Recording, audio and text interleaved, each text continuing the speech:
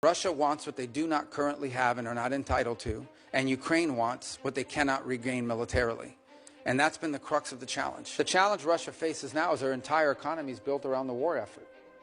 Their entire economy is built around munitions production and, frankly, around the fact that you've deployed about 1 million to 1.5 million people to the front lines, and they're making a lot more money fighting a war than they would in the private sector. So I think that that's potentially a challenge here in terms of bringing this war to an end. What we've tried to do is find any way forward to end this conflict. We think it is costly, it is deadly, it is disruptive, and we want to see it end. We want to see it end because of the destruction to Ukraine. We want to see it end because of the strains it's placing on the budgets of countries, neighboring countries, and the fears that it's stirring up in their regard. We want to see the conflict end in a way that's enduring. Meaning not a peace that lasts 3 months and then restarts again, but something that's enduring, that both sides could live with for a long period of time without it restarting again. And that's hard. There's a reason why. This an effort that I wish would have started 2 years ago, but it's starting now. We've done the best we can because we are able to talk to both sides. Obviously, only one side is getting American aid, and only one side is receiving American sanctions. But nonetheless, we think it's important to preserve our ability to talk to both sides.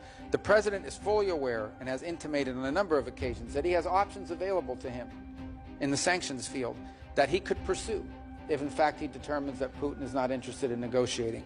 But by the same token, I think the president is very committed to ending the dying, ending the bloodshed, ending the destruction, and he wants to preserve, as long as he possibly can, the opportunity to influence both sides towards peace.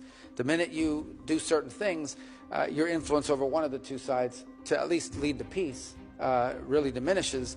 And then we're back to where we were in January when he went into the White House, which is with no one had a clear path forward. I mean, there had been no... The first time Russians and Ukrainians have actually met directly and spoken was 3 days ago in Turkey. They had not spoken since the Istanbul process in 2022 had failed. So there are 1,000 prisoners that are going to be released from both sides from a humanitarian standpoint. That's good.